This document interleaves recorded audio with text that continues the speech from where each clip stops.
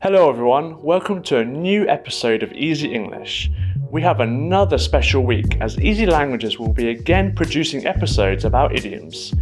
If you've not watched part 1, then go and check out our previous video. It is also a special week for Easy English as I got to speak to one of my oldest friends. We went through some idioms that you can use in everyday life in the form of our silly game, Guess the Idiom. Let's go. Hello Luke. Hey Mitch, how's it going? Very good, how are you? Tell us a bit about yourself. Cool, I currently live in Vietnam. Been doing some teaching here as well as working in exams. In my free time, I also spend time researching about the history and culture of Vietnam, particularly central Vietnam. All of the links to all of Luke's works and projects will be in the description below, by the way. So today, me and Luke are going to play a fun game that we kind of made up while speaking to each other a few weeks ago. We're going to show each other handmade drawings we've done of typical English idioms that you can use, and we're going to have to try and guess what each one is, and then we can kind of go into the detail explaining them. All right, ready? Yeah. Rock, paper, scissors, go. Oh man, again.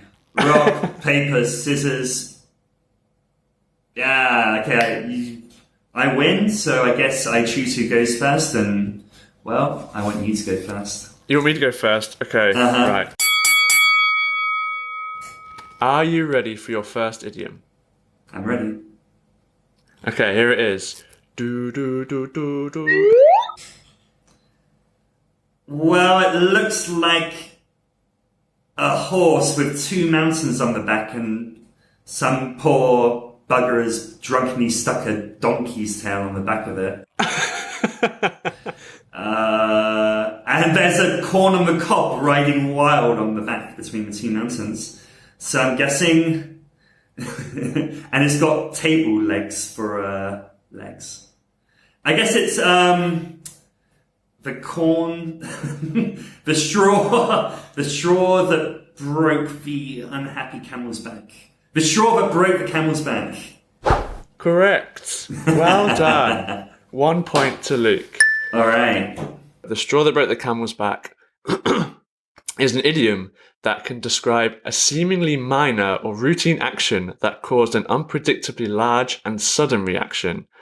I think a good example that me and Luke came up with on a test run of this episode. Oh, so now you're going to say that I knew it already. This is all fake. Not all fake. It's 25%. But we came up with a good example would be if you were to accidentally tear your trousers and get angry, even though before this you were hit by a car. There's a big action happened before this, and this is a smaller thing that causes a huge reaction. Everything's going against you for the day, and it's maybe the 6th or the 7th or the 3rd action of the day that's you've lost it. You go mad. Okay, Mitch, are you ready for your first idiom? Yeah, hit me with it. Hit you, alright. So, we have... Well, I see a drawing by a 5-year-old of what appears to be a really angry, mustached man, probably the devil. He has 666 on his chest, and it looks like he's swearing, but I think the idiom that you're referring to is speak of the devil. Perfect, you got that one correct. Well done. Fantastic. Speak of the devil, or talk of the devil. Mitch, when do you use, if you use the idiomatic expression talk of the devil? I usually use it when I am bitching about my friends behind their back, and no, I don't really. I rarely use it, but yeah, it is a good way to explain something when someone arrives who you've just been speaking about. Great. How often do you think you use it? I'm not really a bitchy kind of person, so maybe regularly once a month. Once a month? That sounds incredibly bitchy to me. Gossipy. Okay, so let me tell you a little bit about the origins of this idiom. Yeah, apparently, basically, it comes from this idea that if you speak of the devil, he will appear. So you shouldn't ever whisper or gossip. You shouldn't really whisper about the devil, let alone gossip about him. Otherwise, he's going to come into your life or appear in some form or aspect, and something bad will happen to you. Okay, thank you for a great description on Speak of the Devil. Hello, retrospective future me here. This idiom also exists in other languages. Click this link here to see Easy Greek's video about this very idiom. Bye for now. Here is your next idiom, Luke. Are you ready? I'm ready. Here it comes. That's a Christian symbol, so it must be hung like a church. Sorry, poor as a church mouse. Wow, you know it. Why is he wearing a dubious necklace? I tried to give him the collar of a religious man, but it kind of came across like a leash or something. It does look like a leash, slave to the cat race. Essentially, it's the priests are known to be very clean, and they would scrub away any crumb, any little tiny fragment of a breadcrumb off of the church floor as respect to Jesus. And this meant that the church would be so clean that a mouse wouldn't even be able to live in there. Okay, Mitch, you ready for your idiom? The second one. Ready. Go for it. Great, alright, here we go. Ready? 1, 2, 3. It's very good. I love it. You have the same guy who taught you to draw your pig, taught me how to draw my camel, I think. How do you know it's a pig? Yeah, it was just the curly tail that gave it away. That's a musical note coming out of its hands. It's whistling. It's whistling. I think it's When Pigs Might Fly. That's correct. Awesome. Good job. Woohoo! Do you ever use pigs might fly? I know it very well, and yeah, I've seen it used in films, but I myself never use it. Really? Never. It's actually common, like some people in Vietnam use it quite often. I'm trying to think if I've used it, but probably not for a while. It's kind of funny because actually my really good friends used it last week. And she's Vietnamese, and I decided to show her the Simpsons episodes where Monty Burns says it. And he's talking about donating to the orphanage. Who hasn't seen The Simpsons? Monty Burns, millionaire, owner of a nuclear factory, and he's talking with his number one assistant, and he's evil. He's not a very nice man. He says, maybe I should donate to the local orphanage. And then he says, when pigs might fly. And as he says that, he's laughing with his assistant, and a pig flies through the sky.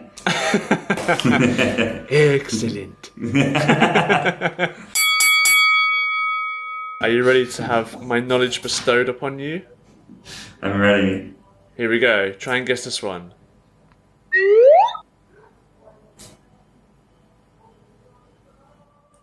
So I can see clouds. Yeah. Oh, this one's pretty easy. Now I see it. I thought it was counting sheep to begin with. So, this is an idiom, something like "I'm on cloud number 9" or "he's on cloud 9." Yeah, correct. I believe I never use it. I actually hate it. I don't know. Oh, really? You never said it? I know what it is, but I don't say it. It just sounds so mumsy. Sorry, Mum. What would you say instead? Maybe there's an idiom you'd use if you were feeling this way. I'm happy. I'm top of the world.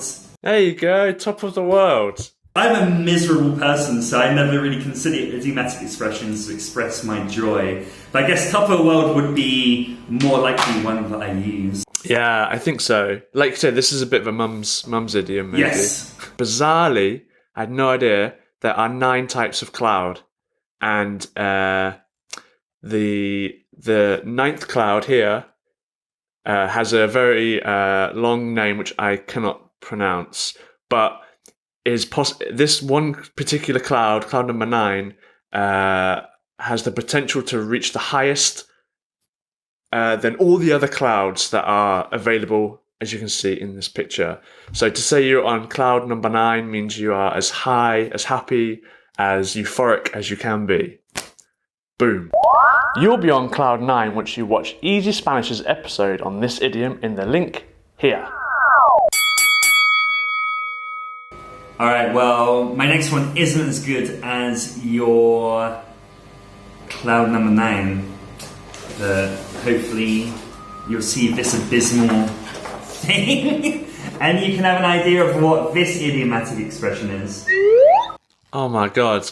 Hey, it's kind of a good drawing though. It's kind of a bit Roald Dahl-y. Is it, is it... I like how you drew the foot first and then the boot over the top. I don't know why I put so much emphasis in the boot. I think it is put your foot down. Ooh, it's a good one. And I'm sorry, I feel like my drawing is responsible for you being incorrect. Kick the bucket. Oh man, you're coming up with some good ones, but it's not correct. Put your foot down. Standing on the little guy. I've put my foot in it. Oh no. Okay, pretend this guy's really strong. Shoes on the other foot. I'm so sorry. Maybe you're going to have to tell me what it is, because I don't know. Pulling your leg. Ah! I see. I was focused on the direction of the leg. I thought it was a push. Yeah. Oh, wait. So, like, it's coming away from the body. So, like, pulling. Yeah, I didn't do well enough. I'm disappointed in myself. I feel like I've let the team down. Yeah, it's fine. I do know this idiom, though, very well. I use it a lot. Okay, how do you use it? So, if someone was to tell me something that sounded completely unbelievable, I would say, are you pulling my leg? Or I would just make it as a statement and say, are you pulling my leg? Pulling your leg is used in more informal and less serious circumstances. Yeah. So, teasing someone about their exam results, or telling someone you're getting married when you're not, maybe that's a bit too extreme. I think that the teasing or joking would be a bit more casual and less serious than such serious things. Alright, Mitch, last one. Are you ready? Here it comes. I'm ready. Guess the idiom. Rabbits, mice, dogs, cats, raining cats and dogs. Yeah, you got it. Man, you gotta make it more difficult. Can you take a guess? I bet you'll never get where it comes from. I reckon Irish folktale raining frogs. Frogs sounds like cats and dogs, Cockney rhyming slang. Yeah, very wrong. They believe it comes from a Greek expression, katadoxa, which means contrary to experience or belief. Me again. Check out Easy French's episode to learn all the different interpretations of this idiom in the link up here. So I imagine you'd mainly use this when it is raining uncontrollably, also beyond belief, which would explain the katadoxa. There you go. Congratulations to Luke, who won our game Guess the Idiom. Goodbye, Luke. Goodbye. Don't forget to check out the link to Luke's project in the description below. While you're at it, check out our link to become an Easy English member on our brand new Patreon page. Once you've joined, you'll get extra learning material based around our episodes, and you can even join other Easy English members in our chat to practice your day-to-day English. See you next time. Bye. Hey Mitch, you remember when we're at school together and you got that A in science? That wasn't true. The teacher was pulling your leg. That's kind of not a very good example. Because I was